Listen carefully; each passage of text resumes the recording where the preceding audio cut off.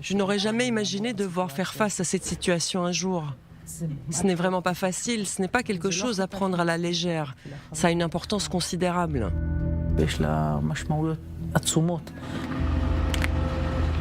La docteure Hagar Mizrahi n'a pas été formée à prendre ce genre de décision en école de médecine, celle de prononcer la mort sans avoir examiné de corps au préalable. Le monde n'est pas familier avec ce genre de situation en général, en particulier le monde de la médecine, car il y a des règles très strictes à respecter pour pouvoir déterminer la mort. Il faut prendre le pouls et un électrocardiogramme doit être fait. On analyse chaque signe et on écarte tous les doutes afin de donner à la famille une réponse claire et sans ambiguïté.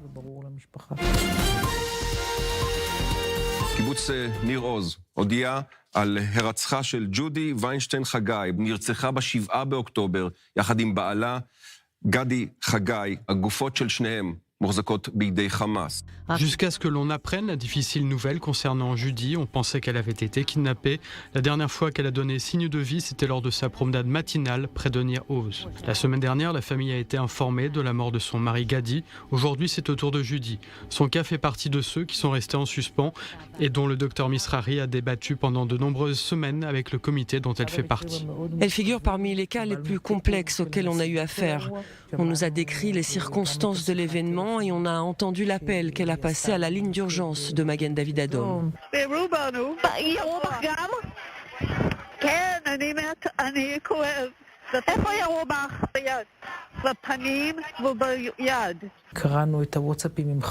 Nous avons lu les messages WhatsApp échangés avec les amis et la famille et nous avons regardé les vidéos pertinentes. On a vraiment essayé de comprendre et reconstituer ce qui s'était passé à plusieurs reprises.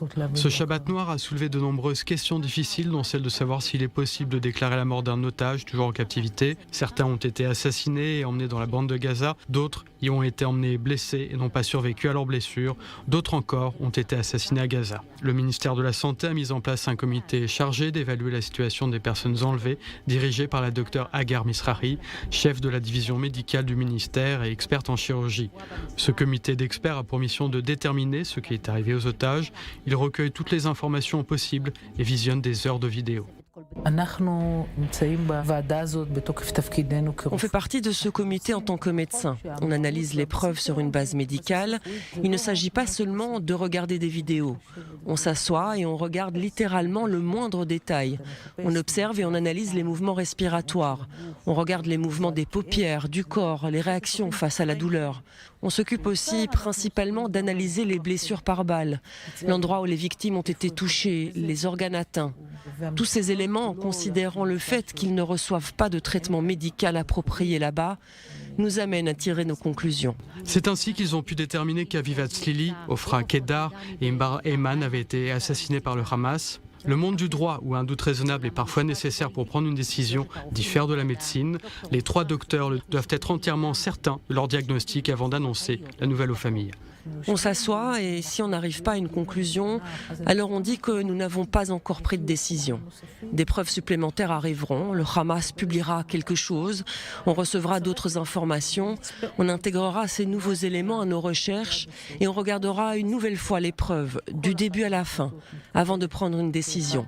À quel point devez-vous être sûr? À 99%, c'est suffisant?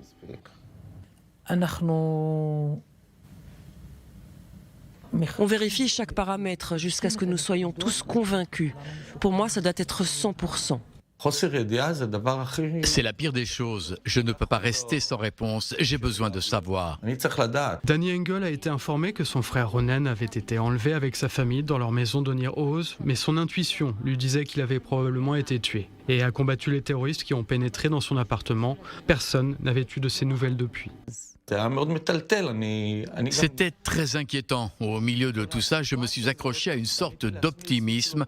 Je me suis forcé à ne pas parler de lui au passé pour ne pas créer, vous savez, une situation où il n'y aurait plus de Ronen. זו קרינה אנגלברט, גם היא משוחררת היום, יחד עם שתי בנותיה, מיקה, בת 17, ויובל, בת 11. 4 jours après le retour de captivité de sa femme et de ses filles, la nouvelle est tombée. Ronen a été assassiné et son corps a été volé. La mort a été déterminée à partir d'une vidéo et d'autres éléments qui ont été trouvés chez eux. Karina a dit qu'il y avait une grande flaque de sang à l'endroit où se tenait Ronen. D'autres personnes ont dit qu'elles avaient vu son corps être traîné à l'extérieur. J'ai eu mes réponses. Ils m'ont dit, et sans aucun doute, que Ronen était parti. C'est la meilleure des options, plutôt que de ne pas savoir et de continuer à espérer.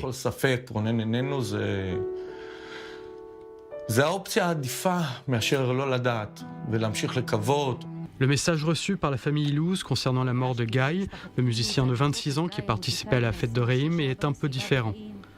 Dans son cas, il n'y avait pas de vidéo. On savait seulement qu'il avait été blessé et kidnappé, mais il y a environ un mois, on leur a appris que Maya Regev, qui est revenue de captivité, avait fourni un témoignage détaillé sur leur fils. Elle a déclaré qu'elle était allongée à côté de Guy dans un hôpital lorsqu'il est mort. Je leur ai demandé s'ils étaient sérieux. Vous voulez que j'accepte que mon fils soit mort seulement car une prisonnière qui se trouvait dans une pièce avec Guy dit l'avoir vu à travers un rideau alors qu'elle était probablement droguée au milieu de toute cette guerre psychologique qu'il mène.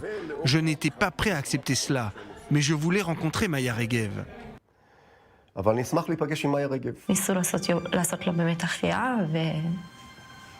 Ils ont essayé de lui faire un massage cardiaque, mais il est mort de ses blessures. Au début, j'ai refusé de croire ce qu'il se passait, et après qu'il l'ait emmené, je me suis dit que j'avais le devoir de m'assurer que c'était vraiment lui. J'avais le devoir d'aller parler à sa famille, car je suis la seule à savoir ce qui s'est réellement passé. J'ai donc bougé le rideau qui nous séparait, et j'ai vu qu'il n'était vraiment plus avec nous.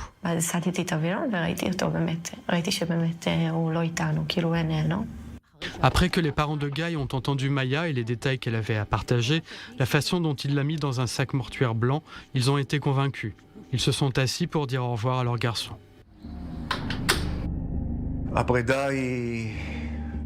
C'est difficile de se séparer. Ce n'est pas un adieu où l'on se dit « je lui dis au revoir parce que j'ai vu ce qui s'est passé ». Nous n'avons rien vu. Nous n'avons pas vu Guy mourir. Nous nous sommes séparés de lui sur la base de témoignages. Les personnes enlevées qui sont revenues ont apporté beaucoup de nouvelles informations au comité sur le sort et la condition des autres otages. Mais ces preuves ne suffisent pas. Par exemple, nous savions que l'un des otages avait été blessé par balle et on a compris que cette personne avait été emmenée dans cet état dans la bande de Gaza.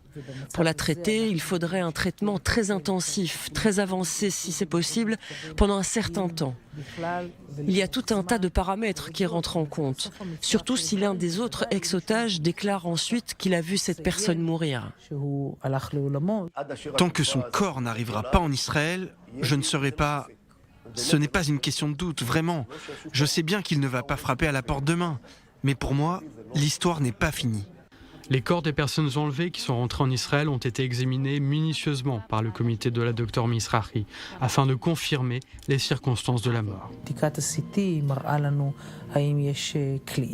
Le scanner nous montre s'il y a des balles et des caillots de sang dans leur corps. Le Hamas a déclaré qu'ils avaient été tués à la suite d'une attaque de Tzahal, ce qui n'est pas vrai. Ce ne sont pas nos conclusions. Dans certains cas, ça reste difficile de déterminer la cause exacte du décès, mais il ne semble pas que ces personnes aient été blessées, ni que leurs blessures aient été causées par des tirs d'obus.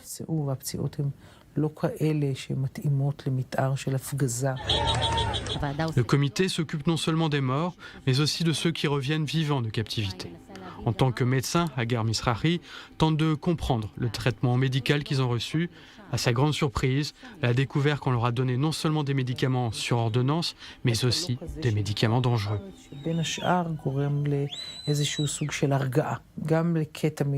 Apparemment, on leur a administré un traitement qui n'est pas vraiment connu en Israël et qui provoque entre autres une sorte de sédation. La kétamine est une drogue qui est administrée sous anesthésie pour des chirurgies et qui est aujourd'hui utilisée illégalement. Il y a eu des témoignages de personnes qui ont reçu de la kétamine inutilement comme sédatif. Les otages n'étaient pas censés ressortir de captivité en tant que toxicomanes. Certains ont affirmé que les terroristes avaient pris des drogues avant de passer à l'acte. Je n'en ai pas la preuve, mais je dois vous dire honnêtement que je ne comprends pas, d'après ce que j'ai vu, comment ils ont pu faire ce qu'ils ont fait sans en prendre. Ce ne sont même pas des animaux, ce qu'ils ont fait est inimaginable.